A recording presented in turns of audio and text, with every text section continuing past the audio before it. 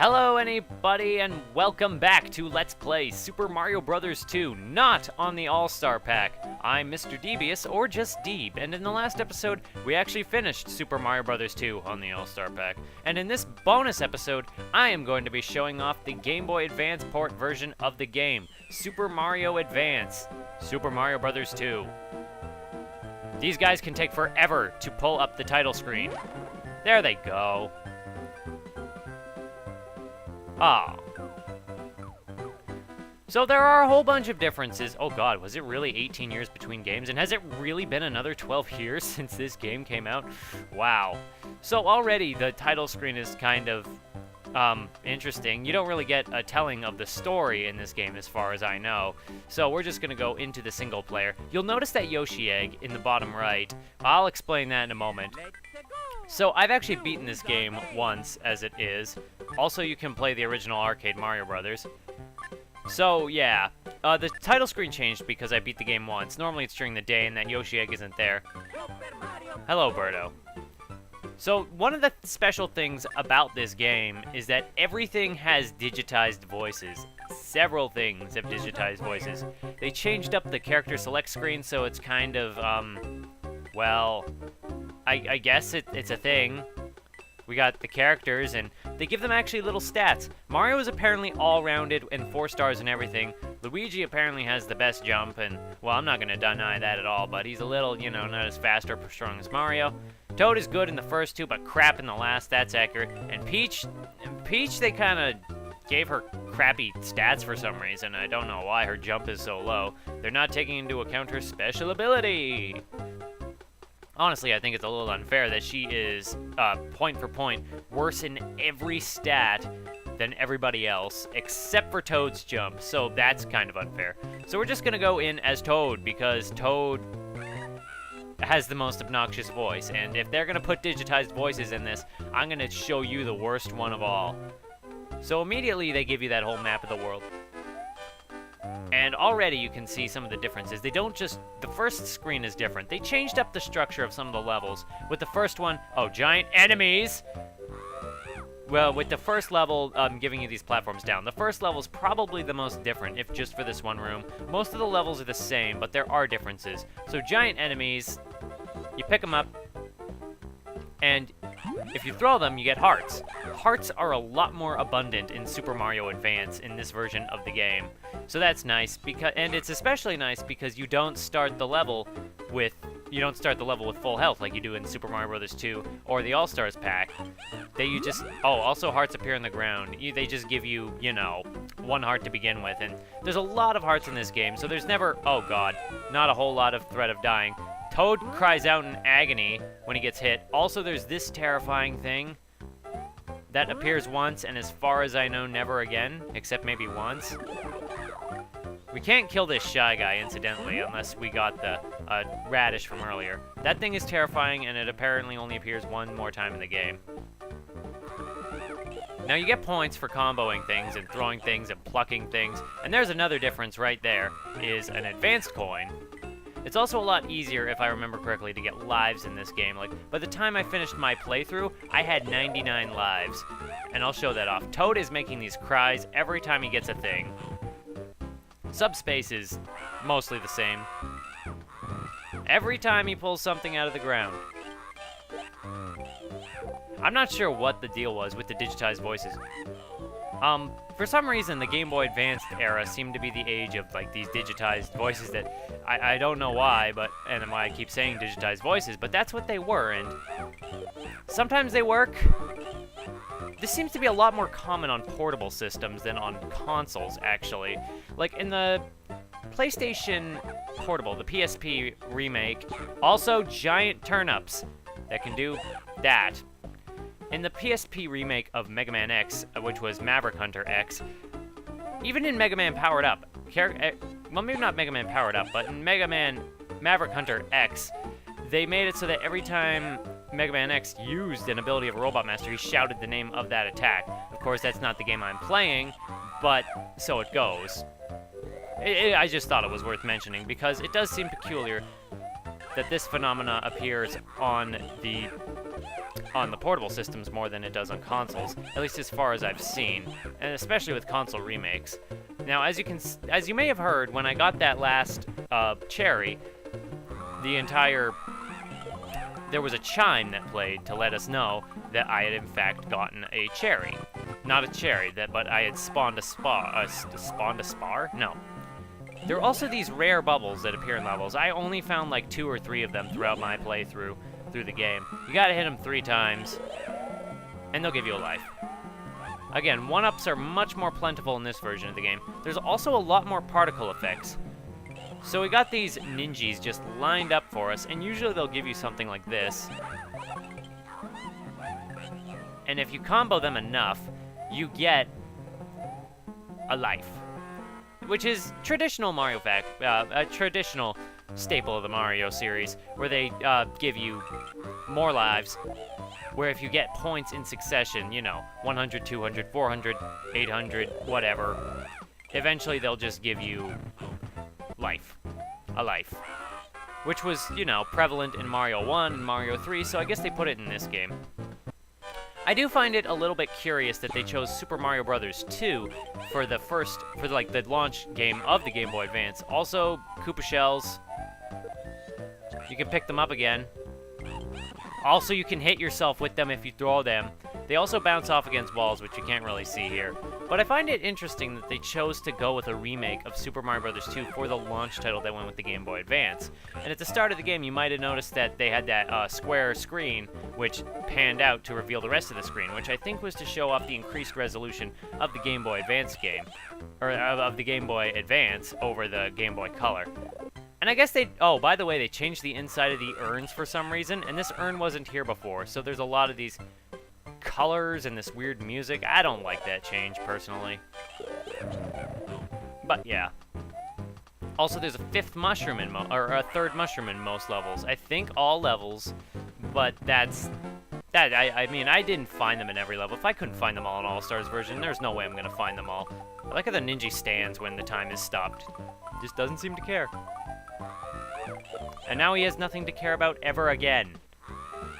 But I can see why they went with Super Mario Bros. 2 for the remake, or Super Mario Bros. 2 instead of, say, Super Mario Bros. 1, because Super Mario Bros. Deluxe, which was a remake of the first Mario game on the Game Boy Color, had already been released. So I guess they wanted to go with something familiar to them while continuing in the line of remakes. And then the Super Mario Advance series would kind of become home to the Super Mario Bros. Game remakes, although they kind of did it in an interesting order. After this came Super Mario Advance 2. Also, when you get all 5 Ace coins, you get a life. But I can see why they did that, because... Where was I? Right. Yeah, the ordering got weird. Super Mario Advance 2 was Super Mario World, where they actually use Luigi's sprite from this game if you decide to play as him, and it kind of clashes with the overall aesthetic. And then... Oh my god, I can't climb up these vines and talk. Oh no! Super Mario Advance 3 was actually Yoshi's Island, which was Super Mario World 2. Okay, so the full title of Super Mario Advance 3 is Super Mario Advance 3, Super Mario World 2, Yoshi's Island. Isn't that a bit of a mouthful? And then after that, they did Super Mario Advance 4, which was Super Mario Bros. 3, which had like e-reader stuff and more voices, and anyway, the characters you play as aren't the only ones who can talk. Oh god. So this is Birdo. There's not really a whole lot to say on Birdo that we don't know. When you hit her this time, she makes like an audible cry. And then you get one more egg.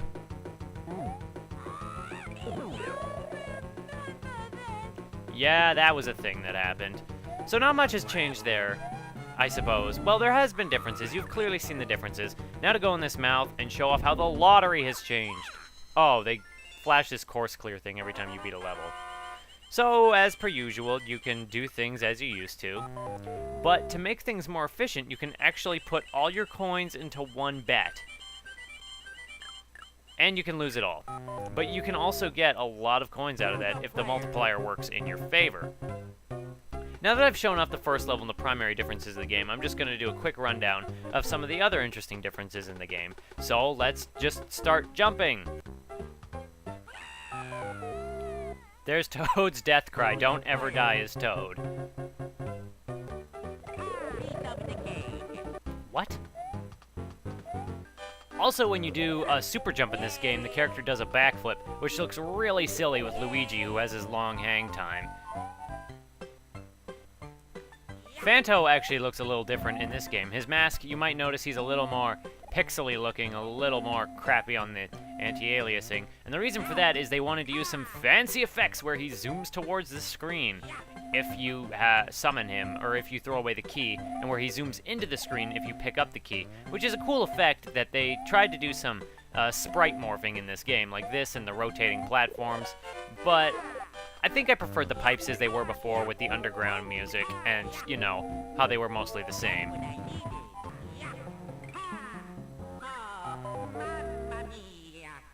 Also, when bombs go off screen, they still blow up whatever was there. This game actually seems to have a lot better memory of what is on screen all at once, and it doesn't respawn enemies if you kill them and then walk off screen. So that's nice. They only respawn if you leave and enter the room. Okay. What? You might also notice that the screen is more zoomed in than it was on the Super Nintendo version, so you can't, it's kind of hard to see what's all around you at once. So you kind of have to pan the camera around, and I do believe that pressing the right button will pan the camera up or down depending on the area you're in, so at least there's that, but even so, it does make navigation a bit of a pain.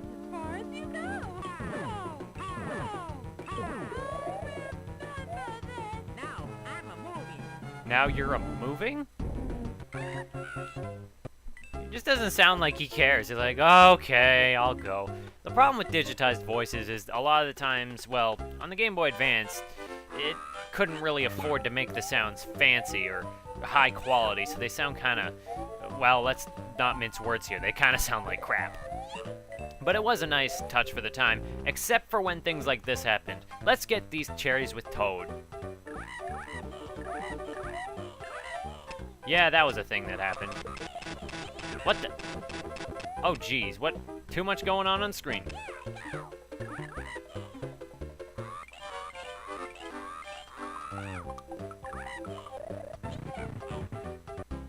I think they're definitely saying piece of cake.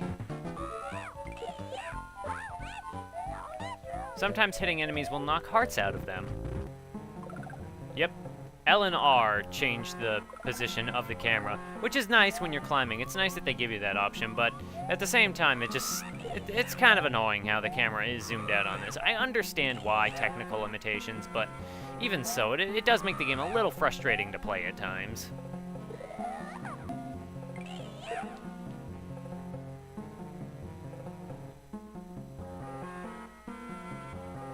No! Everything sounds echoey, too, with the digitized voices. That's a neat after effect, I guess. Yes way.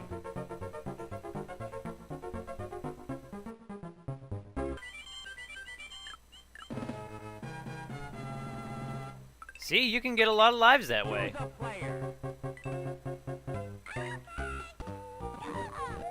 Also, for some reason, in the advanced version of the game, they like sticking stuff under Panzers. Like, take care of him, and there's a potion where he was hiding. They like to stick potions under Panzers, which I guess helps to hide the extra mushrooms, but it's also annoying. Giant Ninja seems unnecessary.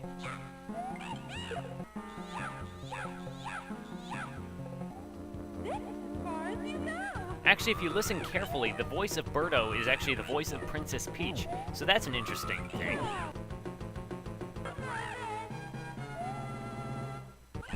God damn it. Actually, one of the harder things about this game is that if you die at a boss and have to start in the boss room again, you start with only 1 HP. Sure, they scatter health around, but even so, it's dangerous to enter the fight with only 1 HP. one of my problems, actually, with the advanced version of the game is how the backgrounds, like, the background color's a little too bright. They upped the gamma too much. Yeah, that's it. I don't know why they do that, why they made the backgrounds so bright, but it's a bit much for me. So here's a red Birdo. So that's a red Birdo. She says she's going to finish us off, even though I think it's for another. I don't even know. So why am I showing off a red Birdo? What's possibly different besides a different voice clip? A different voice clip is if you stand on her head. With red Birdos and green Birdos, you can steal their bows. Now with the bow, you can do two things. You can throw it back on them, or you can throw it away. And now Birdo looks really ugly with no bow. Actually, it does look a little terrifying. She looks a little like a deformed Yoshi. And I get punished for what I said. Now, when you beat the game, you actually get a Yoshi challenge where you can go back to any of the worlds, and then two of your mushrooms are in fact replaced by Yoshi eggs somewhere throughout the level, which you can find and pluck from the earth. What does this entail? Well, when you find them all, when you find all the eggs, they'll hatch and turn into dancing Yoshis. So that's a little cute. There, you can have some dancing Yoshis, I suppose. I don't know what the reward for doing all these eggs are. They're actually pretty tricky to find, and sometimes, in my experience, they didn't even appear at all, so I'm not gonna find all 40 of them. Not for the sake of this video, anyway. But that's an option there. You get dancing Yoshis, rainbow Yoshis. So, now that we've shown off all that, I think I'm going to end this episode with a little something special by jumping ahead to the end of World 3, where they replaced the second Mouser with a new boss. That should be a heart. I shouldn't have wasted that heart. And I'm going to show off this new boss, Roberto. I don't know what she was supposed to say. A friend of mine said that apparently she says something like, "You've come a long way," but it's a digitized voice that is made to sound even more robotic, which seems a little unnecessary. So Roberto isn't too different from a normal Birdo. She spits eggs, she stomps the ground, her sprite looks really out of place compared to other sprites in the game. So when she crouches like that, you want to jump, or completely screw up like I did, and get hit. You can try to pluck the bow from its head, but it'll do nothing. It looks really stupid. However, it does take several eggs to hit her. So I'm going to take this time to talk about a little something. Also, this is the room where you fought Mouser before, because they used the bomb crates that he used to throw from. So that's a nice little touch of memory, I suppose. So once you hit her twice, I think, she starts to freak out and fly around the room. Or maybe it's 3 times? Yep, after 2 times, she starts to, go haywire and start doing that. So a friend of mine, VGM Corin, go check out his channel if you haven't, asked me, out of curiosity, why I decided to do Super Mario Bros. All-Stars version of Mario 2 instead of this one. And the reason for that is that for all its changes and all its differences, I think that Super Mario Bros. Advance, while a fun game, isn't the best version of Super Mario Bros. 2. I'm gonna have to give that to the All-Stars version of the game. I simply prefer I simply prefer that the SNES's versions, bigger screen, the fact that the characters don't shout all the time. I mean, it's cool. It's nice at first in this game, but it quickly becomes annoying. It doesn't have it keeps the pipes better. It doesn't have the redundant score system. Lives are kind of silly. I grew up with Super Mario Bros. 2 on the All-Star game. I mean, I played it NES first, but I played it most on the All-Stars version, so that's the definitive version of the game for me. The advanced coins seem kind of unnecessary. The whole repositioning of, hearts so that they're easier to get, even though you start the level with 1, I don't really like that. I think they basically made this game more similar to other Mario games in that respect, and I like Super Mario Bros. 2 as it was made on the NES and the SNES, how it stood as its own thing, and this is alright. It's a good game. I'm not going to knock this game too much. What it does well. But ultimately, I prefer the All-Stars version of the game. It is the definitive version of the game for me, and that's why I decided to do it as an LP. However, that's not to say that this game is not without merits, and that's not worth checking out if you want to choose between the two. I mean, the differences aren't so big that I would say Mario All-Stars is a million times better, but if you want to pick up one version of the game, now you can see some of the differences, so you can make an informed decision, I suppose. So I'm going to end that episode with 2 lives, and bring this LP to a proper close now that the bonus video is over. So, if you want to see my next LP, I don't know what's going to happen. I haven't chosen my next LP yet, actually, so that'll be in the works. I don't know when my next update is actually going to be, considering I need to figure out a game and moving up to college. Not to bring my life too much into this, just letting you know where things are going to stand with my update schedule, so that's going to be an interesting mystery to figure out. So yeah, I hope you enjoyed Super Mario Bros. 2 if you watched it all the way through. I hope you enjoyed this episode if you just watched this episode, and I hope to see somebody in the next one. Bye-bye.